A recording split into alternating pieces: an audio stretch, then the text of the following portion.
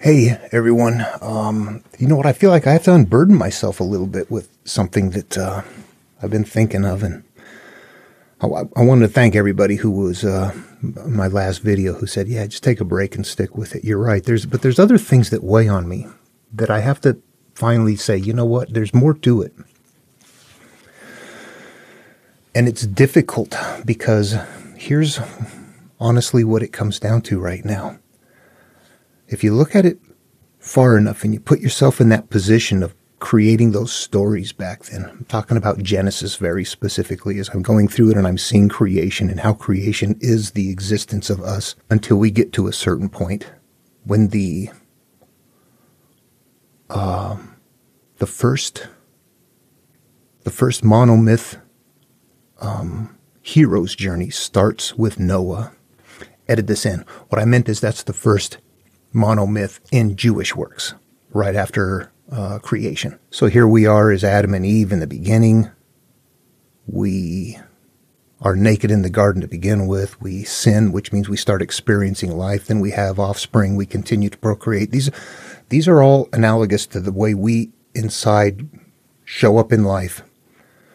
Start out empty, start out pure, have life experiences, go down a path, whatever that is. Sometimes it's good, sometimes it's bad, but we become products of those experiences. But in the beginning, we weren't there.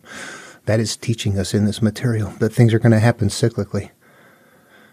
And that your world is going to become so raucous that you're going to want to flood it out. And this is all structured the same way as Gilgamesh. And at some point, you're looking at this and seeing it and realizing whoever wrote the Torah was not a Jew. They built on this template. They had this template, and they very purposefully created analogous stories that go with it that are religious in nature, that work in a population to provide guidance and control for that population.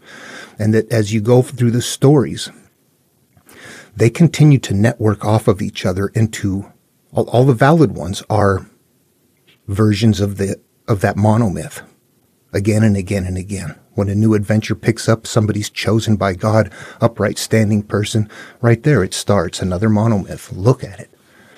Another adventure begins.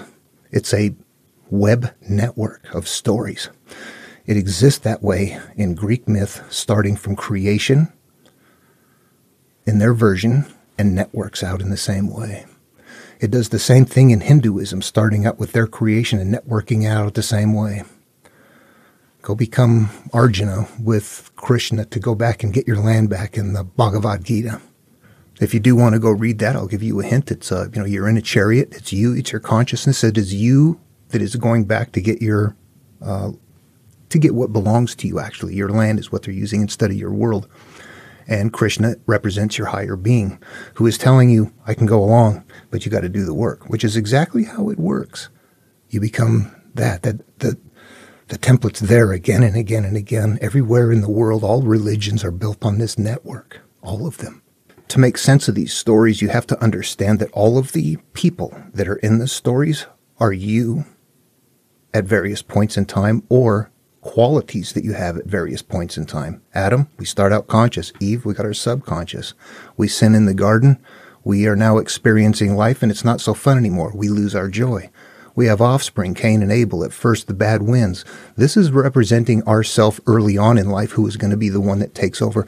Then we procreate from there. It eventually gets too crazy. We have to flood it out. That's when, you see how it works. And then Noah is you as well. Noah is, when you're on the hero's journey, you become Noah. You're the one that says, now I'm going to do this. And what do? You gather your family in an ark. What if you're Jason? You go gather the Argonauts in your boat. What if you're Jesus? You gather your disciples on foot. The structure's always there. And when you see it, you go, holy shit. It's kind of, it affects everybody.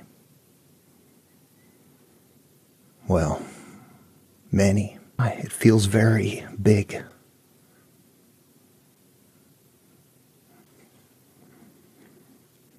I struggle. I can see what to do. I see what's there.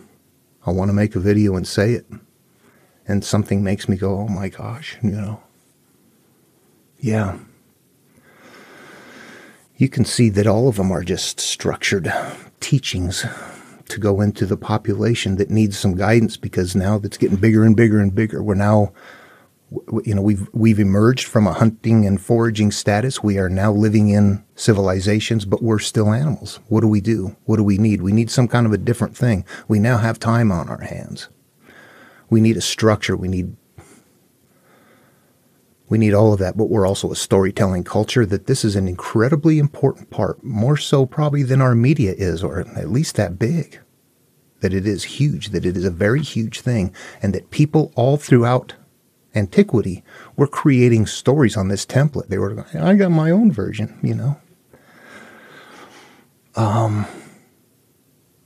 And then everybody grabs those stories and they look outward. What does Jesus tell us? This stuff is nested right in here, telling us what to do. Many stand outside the narrow gate, where the paths are many that lead to destruction, but very few enter inside. This material turns inward and becomes you. Then we learn what it is. As long as we're standing there trying to figure out the historicity of it, where are those giants' bones that the Smithsonian is hiding from us, so we don't know the truth of the Nephilim? Yeah, that'll keep people busy forever looking for fantasy. And if the reality is there, what are they going to do? People need something. But this is actually, some religion is, it's being used to hurt people too. So I have this internal struggle with putting it out there, but also wanting somebody, like Sam Harris or somebody else that has a lot on the ball to get, to go, hey, I see what's going on. Yeah, let me pick up on that. I would like to hand it off to somebody. Well, okay, that's all I wanted to say in this video. I've been thinking about it, and I'm going to get back to the Genesis. I'll keep working at it. I will. But I really don't mention this part. And when you think it through, it's like, oh my gosh, yeah. When you realize whoever wrote Genesis didn't talk to God. They're creating that story on a template that's viewable elsewhere. I said Gilgamesh earlier. It's more visibly structured in the Enuma Elish, Babylonian. And then what happens? The next place takes over. They grab it and go, well, we can't keep that religion, so we're going to make them the enemy. Think about it. If I wanted this template to be in a really evangelical part of society, if it wasn't there, if I wanted to tell them a story, if they were a people that I needed this message to get out there, because somebody in that group is going to be the person that finds it. So how do you make that group carry it? You tell that group, yeah, it's all you. You became a product of this. They're not going to carry the template. So you create the story like this. We are the evangelicals. We're the chosen ones. And the liberals are the enemy. And you know what? Right there, it's going to go. But when you read it, you realize, okay, I am the chosen one. That doesn't mean this group of people. That's an analog. The group of people is an analog to carry that story in their group, so that I, as the person finding the story, realize I'm the chosen one and everybody else is the liberal. They're not really liberals. Those are analogous terms that fit in the culture that really mean the seeker, the non-seeker. That's why it works so damn good. The reason I use that example is that's exactly how the Jewish material works as well. The chosen ones are that God's chosen people is the person. That's an analog. That's the person that's the calling. I'm starting on the path. That's it. I've decided to change my life. I am that individual who realizes, oh my God, I can disconnect from this.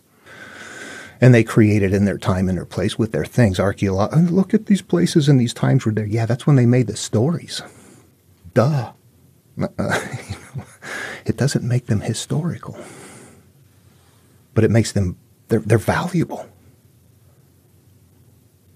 That turn in to look at them is what does the trick. I think people Mostly can't see it.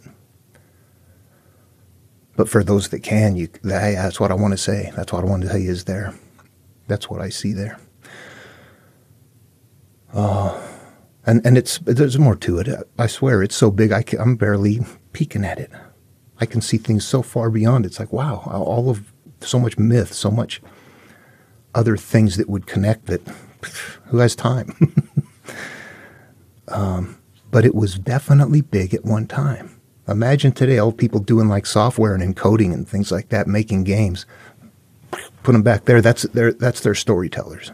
There's more than one person doing this. Yeah, but it's for a different reason though. It's very important to them to create a functioning humanity. All right. How fun is this? Love one another. See you in the next video.